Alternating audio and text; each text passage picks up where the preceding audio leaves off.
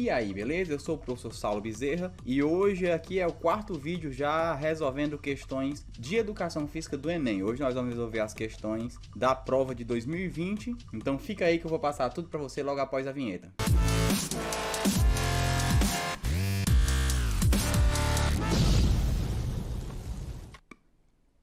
Beleza, vamos lá, como já falei, eu sou o professor Saulo Bezerra, já tenho aí muito material de educação física aqui no meu canal, no meu site, no meu Instagram. Tenho materiais para Enem, para vestibular e para concurso público, então dá uma olhada aí. E como eu já falei, esse aqui é o quarto vídeo resolvendo questões do Enem. Hoje nós vamos resolver questões da prova de 2020, beleza? Então, sem enrolação, vamos lá. Eu vou deixar na descrição do vídeo o link da página onde a gente baixa as provas do Enem. Lá tem as provas de todos os anos, de todas as cores para você baixar com gabarito. Então essa aqui é a prova de 2020 da cor azul, beleza? Então vamos seguir aqui. Vamos lá. Bom, tem algumas questões, na verdade assim, nessa prova aqui de 2020 tem 8 questões de educação física. Só que eu considero mais 6, porque 2 são totalmente de interpretação. E aí fica aquela dúvida, né? Se a questão é uma questão de português ou é de educação física, se é só interpretação. Na verdade é as duas coisas, porque o Enem, ele não tem a prova de educação física, ele tem a prova de linguagens.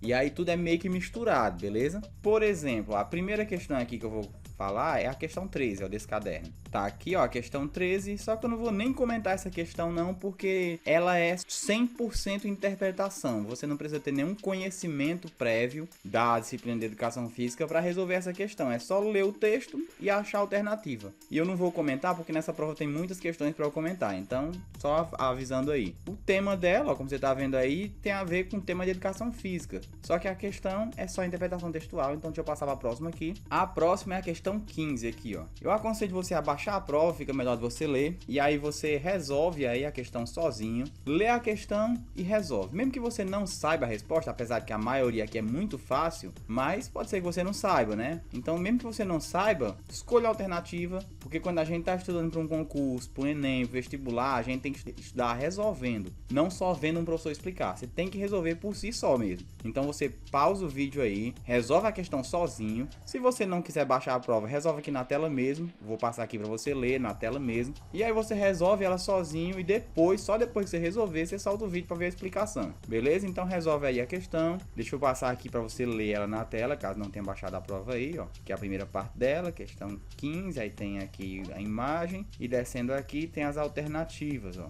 Beleza? Resolveu ela sozinha e agora vamos para a minha explicação aqui. O suor para estar em competições nacionais e internacionais de alto nível é o mesmo para homens e mulheres, mas não raramente as remunerações são melhores para elas, são menores para elas. Cuidado, melhores não, né? Menores. Se no tênis, um dos esportes mais equânimes, ou seja, mais igualitários, né? Homem e mulher, equidade. Se no tênis, um dos esportes mais equânimes em termos de gênero, todos os principais torneios oferecem prêmios idênticos nas disputas femininas e masculinas, no futebol a desigualdade atinge seu ápice. Neymar e Marta são dois expoentes dessa paixão nacional. Ela já foi eleita 5 vezes a melhor jogadora do mundo pela FIFA. Ele conquistou o 3º lugar na última votação para melhor do mundo, mas é na conta bancária que a diferença entre os dois sobressai. Aí tem aqui um infográfico, né? Marta ganha por ano $400 mil, enquanto Neymar ganha por ano 14,5 milhões. Marta fez 103 gols pela seleção, enquanto Neymar fez 50. Então, para cada gol de Marta, ela ganhou $3.900, enquanto para cada gol do Neymar, ele ganhou $290 mil.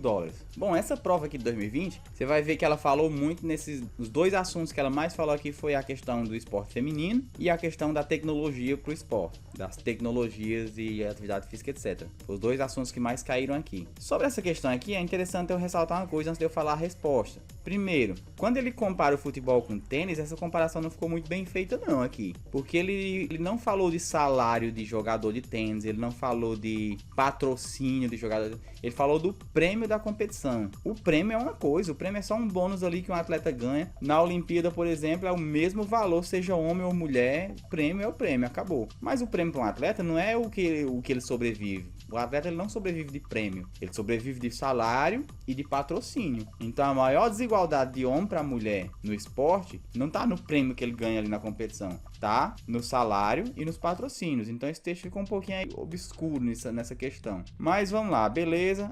Aí leu o texto, beleza? Viu o gráfico e a gente vai ver o que a questão quer agora. O esporte é uma manifestação cultural na qual se estabelecem relações sociais. Considerando o texto, o futebol é uma modalidade que... E aí, novamente, como você está vendo aqui, é uma questão que só está pedindo o texto, ó, de acordo com o texto. Ou seja, é outra questão de interpretação, só isso. Mas eu vou comentar ela porque também ela traz assuntos que a gente fala muito em educação física, assuntos muito debatidos, e que no caso dessa questão aqui, por exemplo, você nem precisaria ler o texto, porque só pelo conhecimento você resolve. Então, por isso eu já considero uma questão mais para educação física do que para só interpretação. Por quê? É uma questão que dá para resolver interpretando o texto, mas também dá para resolver só com seu conhecimento. Então, ela tá bem aí misturada essas duas coisas. Vamos lá, ó. O futebol é uma modalidade que apresenta proximidades com o tênis no que tange as relações de gênero entre homens e mulheres? Claro que não. Ele falou que o tênis é um dos esportes, aliás, é o esporte, se não me engano, né? Deixa eu ver aqui. Não, um dos esportes. É um dos esportes mais equânimes, ou seja, um dos que está mais justo homem e mulher. B. Se caracteriza com uma identidade masculina no Brasil, conferindo maior remuneração aos jogadores. Exato. Isso é verdade. No Brasil, porque nem todo lugar do mundo é assim, mas no Brasil o futebol ele se caracteriza como uma atividade masculina, em sua maioria, em geral. Por isso, geralmente os homens vão ganhar mais do que as mulheres. Tá certo isso aí, só que você tome cuidado quando vai resolver uma questão, porque o enunciado não pediu o que tá certo, ele pediu considerando o texto. Então, às vezes a alternativa tá correta, é verdade, mas não é o que tá no texto. Então, cuidado. Nesse caso aqui, está no texto, mas mesmo assim a gente não pode deixar de ler as outras para ver. Por exemplo, C. Traz remunerações aos jogadores e jogadoras proporcionais? Claro que não, foi justamente o oposto do que o texto disse. D. Resulta em melhor eficiência para as mulheres e, consequentemente, remuneração mais alta às jogadoras? Claro que não. E. Possui jogadores e jogadoras com a mesma visibilidade? Claro que não. Isso é lógico, né? Apesar nem ler o texto para saber disso. Então, no caso dessa questão aqui, foi uma questão extremamente fácil. Resposta, letra B de bola. Beleza? E a outra questão de educação física nesse caderno aqui, a gente vai pular lá para a questão 17. 17 aqui, 17. Ó, já tá na tela. Ou você lê no PDF que você baixou, ou você lê na tela. E vamos lá para a explicação agora. Beleza? Bom, uma das mais contundentes críticas ao discurso da aptidão física relacionada à saúde está no caráter eminentemente individual de suas propostas, o que serve para obscurecer outros determinantes da saúde, beleza? É bom você ir lendo a prova dessa na mão e grifando partes importantes para poder entender. Por exemplo, uma das mais contundentes críticas, beleza? Então a Vicky está falando de crítica ao discurso da aptidão física. Então a gente tem um discurso da aptidão física e ele está dizendo uma crítica a esse discurso. Qual é a crítica? É que a aptidão física é tida como um caráter somente individual, o que serve para obscurecer, ou seja, tirar do foco outras questões que também determinam a saúde. Aí ele continua, ou seja, costuma-se apresentar o indivíduo como o problema e a mudança do estilo de vida como a solução. Ou seja, você é o problema. Você não tem saúde por sua culpa, porque você é um lesado, porque você não pratica atividade física, porque você é um abestado e a culpa é sua, você é o problema. E a solução é você mudar de vida. Pronto. Costuma-se resumir a isso. Geralmente as pessoas resumem a isso. Aí ele continua. Argumenta-se ainda que o movimento da aptidão física relacionada à saúde considera a existência de uma cultura homogênea na qual todos seriam livres para escolher seu estilo de vida. Ou seja, para isso estar certo, o que eu falei, a culpa é sua, só se todo mundo fosse igual, todo mundo tivesse as mesmas condições, e aí sim, se você é sedentário, a culpa é sua. Aí ele diz aqui, ó, o que não condiz com a realidade. O fato é que vivemos numa sociedade dividida em classes sociais, na qual nem todas as pessoas têm condições econômicas para adotar um estilo de vida ativo e saudável. Beleza. Há desigualdades estruturais com raízes políticas, econômicas e sociais que dificultam a adoção desses estilos de vida. Aí você pode dizer, mas não tem desculpa não. Não importa o seu trabalho, não importa a sua classe social, dá para você ter um estilo de vida saudável. Dá. Só que é muito mais difícil. Uma pessoa que trabalha o dia inteiro, 12 horas por dia, aí tem que correr para casa para cuidar da família, tem que resolver isso, tem que resolver outra coisa, e ganha um salário mínimo. Dá para essa pessoa ter um estilo de vida sedentário? Dá. só que é extremamente mais difícil do que uma pessoa que trabalha 6 horas por dia e ganha 8 mil reais por mês, não? É muito mais difícil. Então o que ele está dizendo é isso. A saúde não é só uma questão individual, tem fatores externos. Aí vamos lá para a pergunta. Com base no texto, a relação entre saúde e estilo de vida. Vamos lá. Constrói a ideia de que a mudança individual de hábitos promove a saúde. Olha aí. Lembra que eu falei na questão anterior? Cuidado. Não é porque a coisa é verdade que é o que a questão está pedindo. Pergunto para você. A mudança individual de hábitos promove a saúde? Sim, lógico que sim. Mas essa é a ideia do texto? É justamente o oposto. O texto está falando que não é só isso que vai definir a saúde. Então, não é a letra A. Ó, B. Considera a homogeneidade da escolha de hábitos saudáveis pela vida. Exatamente o contrário. Ele considera a heterogeneidade, ou seja, são diferentes. As pessoas têm classes sociais diferentes, então não é tudo igual. C. Reforça a necessidade de solucionar os problemas de saúde da sociedade com a prática de exercício. Essa questão eu considero um nível um pouquinho mais difícil, porque eu tenho certeza que muita gente errou essa questão. Não sei você que está assistindo esse vídeo aqui, porque se você está assistindo esse vídeo aqui, quer dizer que você estuda, quer dizer que você estuda e se prepara. Então talvez você tenha acertado, mas eu tenho certeza que a maioria do povo na prova errou essa questão. Por quê? Ele é uma alternativa dessa aqui, Marco, ó, reforça a necessidade de solucionar os problemas da saúde com a prática de exercício.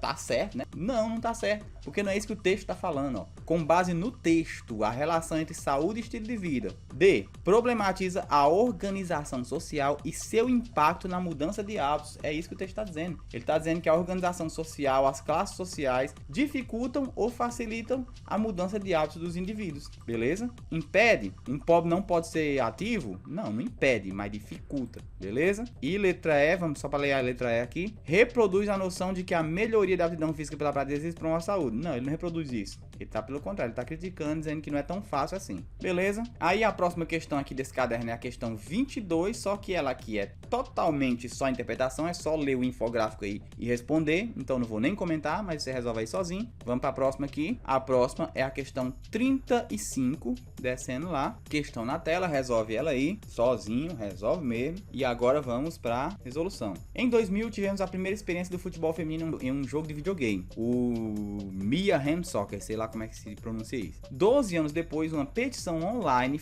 pedia que a EA Sports incluísse o futebol feminino no FIFA 13. Contudo, só em 2015, com outra petição online que arrecadou milhares de assinaturas, tivemos o futebol feminino incluído no FIFA 16. Vendo um nicho de mercado inexplorado, a EA Sports produziu o jogo com 12 seleções femininas e o apresentou como inovação. A empresa sabe que mais de 40% dos praticantes de futebol nos Estados Unidos são meninas. Para elas, ver o futebol feminino representado em jogo de videogame é extremamente importante. Ter o futebol feminino no FIFA 16 é um grande passo para a sua popularização na luta da igualdade de gênero, num contexto machista, sexista, misógino e homofóbico, beleza? E aí vamos ver o que a questão quer. Os jogos eletrônicos presentes na cultura juvenil podem desempenhar uma relevante função na abordagem do futebol. Ou seja, o que ele quer dizer aí é por quê? Por quê? Por que os jogos eletrônicos podem desempenhar uma relevante função na abordagem do futebol? Por disseminarem a modalidade, promovendo a igualdade de gênero. Exato, lógico. É justamente o que o texto falou. Não é esse o problema? A questão da igualdade, incluir as mulheres no jogo. Beleza, letra A. Mas vamos ler as outras para ver se tá tudo certo. Letra B. Superarem jogos mal sucedidos no mercado lançados anteriormente. O texto não fala nada disso. C. Inovarem a modalidade com novas ofertas de jogos ao mercado. Essa é a relevante função que os jogos podem proporcionar? Claro que não. Explorarem nichos de mercado antes de ignorar produzindo mais lucro? Não tem nada a ver. O texto não está falando da empresa lucrar, da empresa vender mais. O texto está falando do problema da desigualdade de gênero.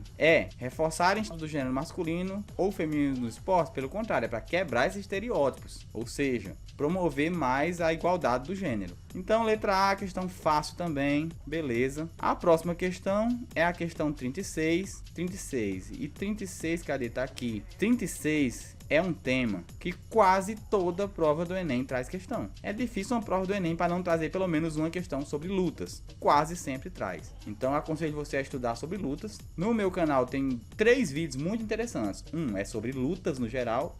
o outro sobre capoeira, que é uma luta brasileira, e o outro sobre jiu-jitsu, que é outra luta brasileira. Então são 3 vídeos muito importantes para você que vai fazer uma prova, beleza? Procura aí, dá uma assistida aí que vai valer muito a pena. Vamos falar aqui sobre a luta. Inclusive, se você tivesse assistido meus vídeos, você acertaria essa questão tranquilo. Ó, vamos lá, luta. Prática corporal imprevisível, caracterizada por determinado estado de contato proposital, que possibilita a 2 ou mais pessoas se enfrentarem numa constante troca de ações ofensivas e defensivas, regida por regra com objetivo mútuo sobre um alvo móvel personificado no oponente. Um conceito bem, sei lá, bem confuso. Pra gente que já entende bem sobre luta, a gente consegue ler isso aqui, entender realmente o que tá dizendo, mas pra você que não entende muito bem, vai ficar meio confuso aí, perdido. Vai ter que ler e reler um bocado pra entender, mas nem precisa, porque o que ele tá pedindo aqui, no enunciado aqui, no comando da questão, não precisa do texto. Quer ver, ó? De acordo com o texto, podemos identificar uma abordagem das lutas nas aulas de educação física quando o professor realiza uma proposta envolvendo. Você não precisa do texto.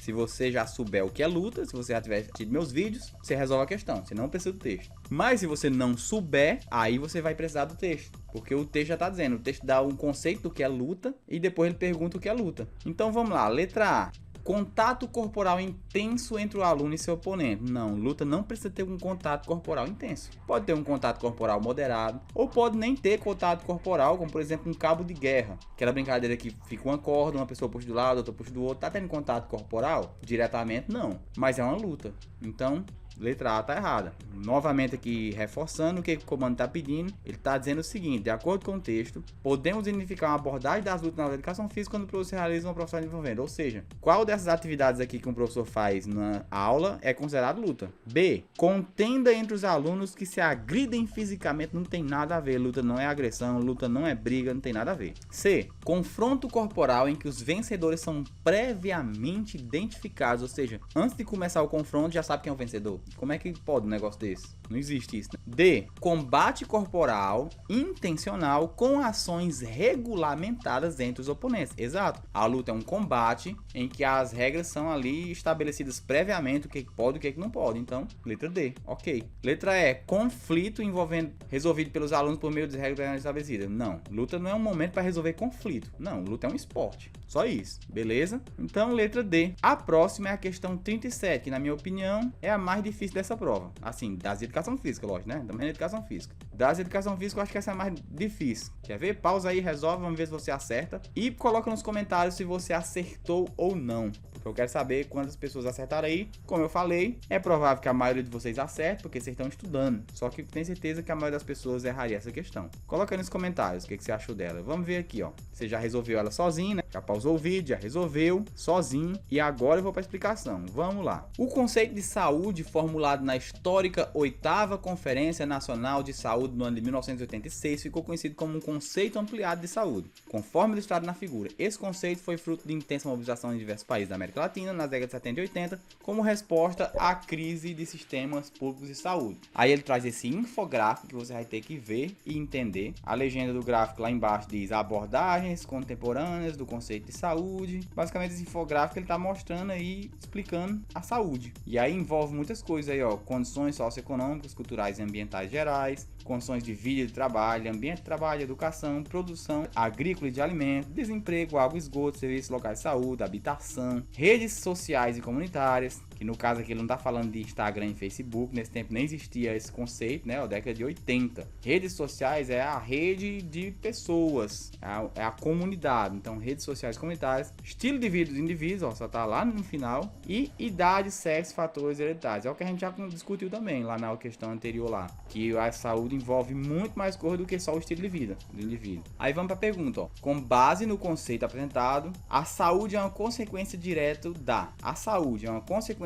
da adoção do estilo de vida ativo por parte dos indivíduos? Aí é aquela coisa que eu falei. Muita gente pode ter marcado. Sim, atividade física, praticar atividade física, o estilo de vida, é saúde. Mas não é só isso, ó. A letra B diz disponibilidade de emprego. Faz parte também, mas não é só isso. C, condição habitacional. Faz parte, mas não é só isso. E, acesso ao sistema educacional. Faz parte, mas não é só isso. Aí a letra E, aliás, a D que eu li antes, né? Agora a letra E, essa é a que abrange tudo, ó. forma de organização social, ou seja, é a coisa o mais abrangente aqui, é o que abrange tudo. Então a resposta aqui é a letra E, beleza? Questãozinha bem difícil que eu acredito que muita gente errou. Vamos lá, e para finalizar tem só mais uma questão, mas antes de eu passar para ela, não se esquece de deixar sua curtida aí no vídeo, deixar um comentário para ajudar a engajar mais o vídeo, porque assim o vídeo vai crescer, e se o vídeo crescer eu gravo mais, né? Então, se você quer ver mais vídeos aqui nesse canal, deixa um comentário, deixa a curtida, compartilha com os amigos, compartilhe para aquele seu amigo que vai fazer o Enem. Pouca gente lembra de estudar educação física para Enem. Tá vendo aqui, ó, numa prova só, 8 questões. Imagina a diferença que 8 questões vão fazer para você no Enem. É uma diferença muito grande. Muita gente esquece de estudar educação física. Então manda para aquele seu amigo que vai fazer prova do Enem e diz para ele: estude, meu filho, estude. Pode estudar, beleza? Então vamos lá, a próxima questão é a questão 42. Tá aqui, questão 42. Você pausa aí o vídeo, resolve sozinho e agora eu vou para a explicação dela. Atualmente os jovens estão imersos numa sociedade permeada pela tecnologia. Nesse contexto, os jogos digitais são artefatos muito empregados. Videogames ativos ou exergames foram introduzidos como forma de permitir que o corpo controlasse tais jogos, ou seja,